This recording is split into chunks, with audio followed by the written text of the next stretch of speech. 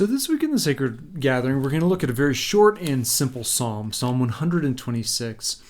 But I think where this falls in the lectionary, the fact that the readings kind of build on each other works really nicely this week. Last week we talked a lot about kind of the restoration of all things, that God is in the process of rebuilding all of creation, which includes us, and that our kind of identity and all our actions need to be based on kind of that hope, that anticipation of kind of the restoration of the fullness of the work that God is doing in the world and in our lives.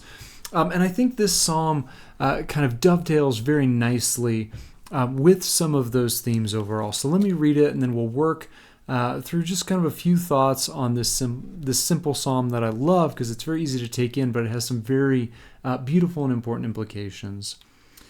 So Psalm 126.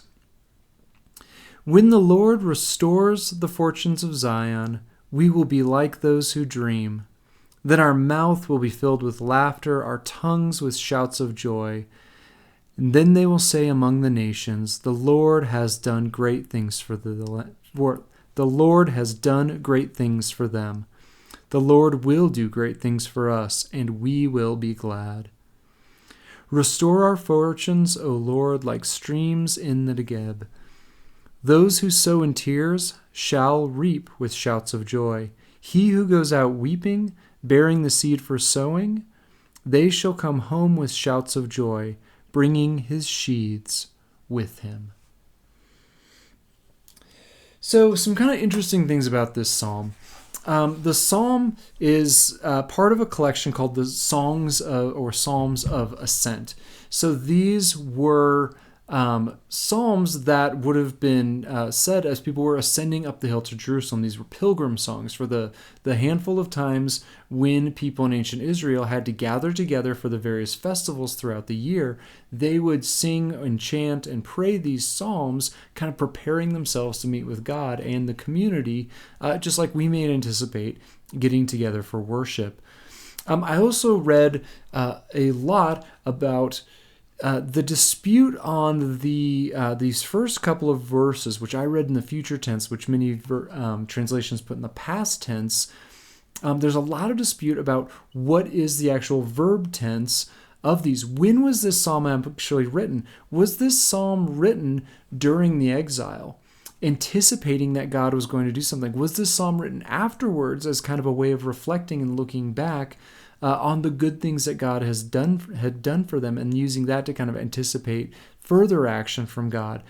And, like all these things, it doesn't ultimately matter, but I was intrigued by the idea that this is very much a psalm of hope, because it's kind of an interesting and a little bit subversive of a psalm anyway. When they look at it structurally, this very hopeful, joyful psalm is actually structured and written like it's a lament. So if you look at it on the page back in the day, you're going to be expecting a lament. You're going to be expecting kind of the sorrows and anticipating the fact that all is not right in the world and asking God to do something about it. And this psalm has elements of this, but overall, I think it's a very hopeful one. I also just really like the idea, if it was in fact written in anticipation of God bringing his people back home, back out of exile, then that means when it became one of the Psalm of Ascents, every time people sang or prayed this going up to Jerusalem, they were in fact kind of fulfilled prophecy for these things. So I just think it's a really beautiful idea that this psalm was used in the way it was, whether that's anticipating this or looking back on kind of the good things that God has done. And so I wanted us to think, again, it's not that hard to get our heads around what's going on in this psalm, but I wanted to make sure that we kind of have our hearts in the right mental space for it.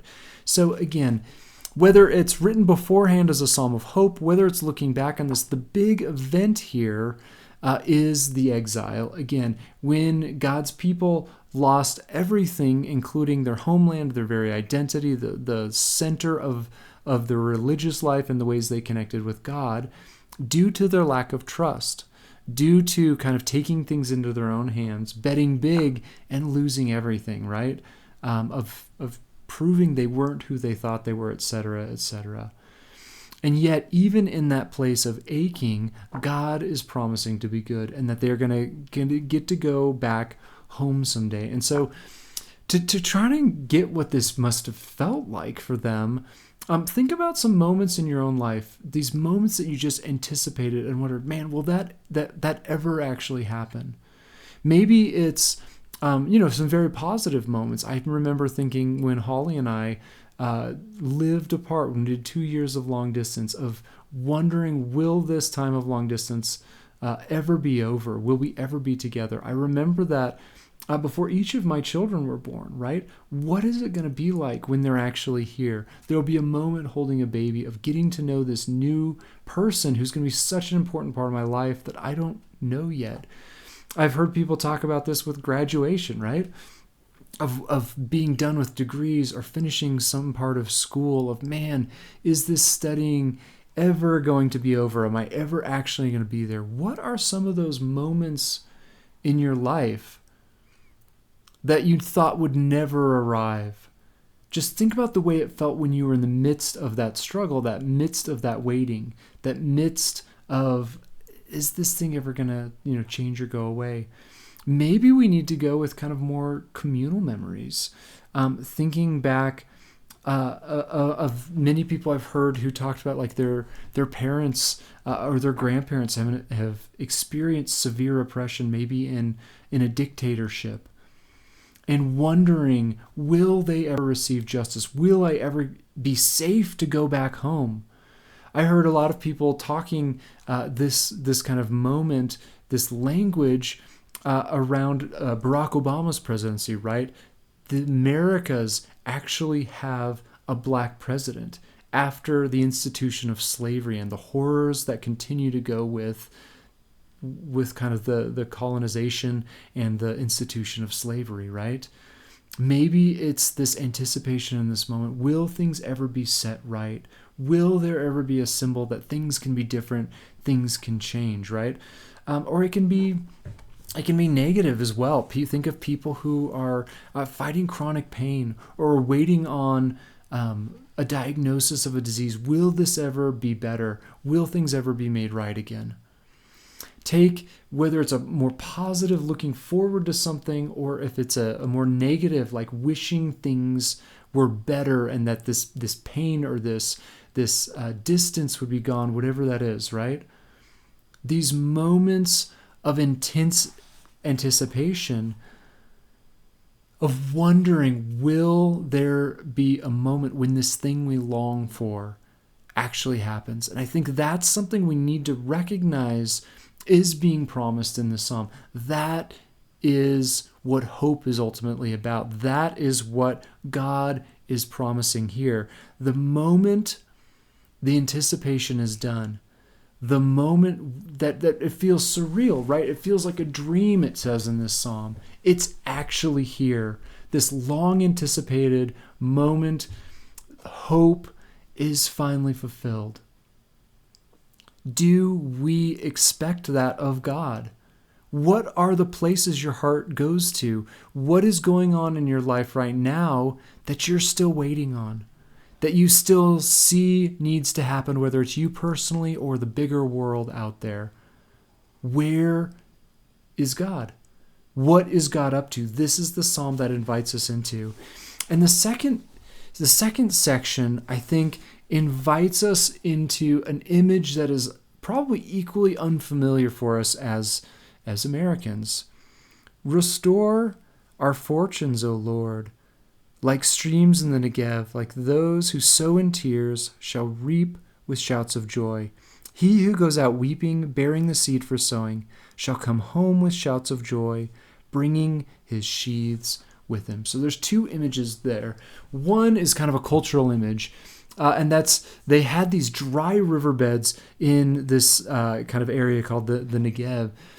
And they were kind of proverbial for just looking like normal kind of rock-strewn places, right? There's nothing there until even a tiny little bit of rains. They say that these things would like completely flood, would completely change, be filled with water, even if there was an inch of rain overnight. This is actually the same image that Jesus uses at the end of the Sermon on the Mount, right? Talking about, so people might be tempted to try to build a house there, saying, hey, it's dry, it looks really good, right? And then the rains would come and these houses would be washed away. Here it's more positive, right? Everything looks dry. Everything, it just looks like a bunch of rocks. There's nothing there. Boom. And in a moment, it can be filled with water, the life-giving source that can be used in harvesting, etc. So again, anticipating how quickly God can change things, God can move. But the image that I thought was more interesting for us is this image of sowing and of harvesting. Just think about maybe the necessity of viewing this idea of sowing for the spiritual life in our culture, right? Most of us, even those of us who garden, don't really get what it is like to do this intense labor of hope, knowing that we will not see the results for a long time, right? We're used to eating. We're used to having enough. We're used to, whenever we're hungry, we can go get something. If we run out of food, we go get more, right? That is not what the experience would have been in the ancient Near East. They had to put usually all their seed in the ground. Very few of them could afford to not put it all in the ground. And then they had to wait for the results. They could do their due diligence, right? They had to sow well. They had to know the soil, etc. But at the end of the day, if these things didn't grow, they starved. They had no other options. They had no other choice. And they can't actually make the plants grow. They have to trust God for that. And we live in a very instant culture, right? We're used to measuring if something is worth our time or not by the results. How many places are there in our lives when we have to anticipate something a ways down the road, when we do the work day in and day out, knowing we may never even see the results? Is it worth doing? I think it's a challenging way for us to think, especially in some of these difficult things I talked about. I think this connects with some of the things we're asked to do, anticipating and hoping for the world that God is making. We talked about reconciliation last week. How much of the hard work of doing the right thing, of doing reconciliation, of growing our knowledge of God, of healing those around us, look a lot like this. We are losing everything. We're pouring it into the ground in hope, in anticipation that God can grow something out of, something beyond us, something that we may never even get to see the results of. And yet, the promise in this psalm is also one that we don't really understand because we're not used to having to wait and having to trust. The promise at the end is that those things which we mourn, those tears we cry because our lives, those we care for, the world itself is not as it is meant to be. And so hopefully we work towards that dream. Hopefully we work towards the world God is promising and inviting us to work towards as well. But we have to trust. Trust there will be a day of fullness and abundance. Trust there will be a time of harvest. Those of us who go out weeping, mourning, doing the work, not knowing if we'll see results or not, shall come home with shouts of joy, bringing our sheaves, bringing a harvest, proof that this was worth doing, that God has brought goodness and abundance. It's not just simply getting by. It's not simply sustaining for another day. A deep fullness and rightness, a moment which seems surreal. How could this possibly be here? How could this dream possibly have come true? Do we actually believe that is who God is? That this is the kind of work we are being invited into? That's what our identity is as people who believe and trust and can work in hope, knowing who God is and the kind of work God does. Do we actually believe that? Do we actually live as if that is the core of our being, is hope and trust? Good Lenten questions for all of us.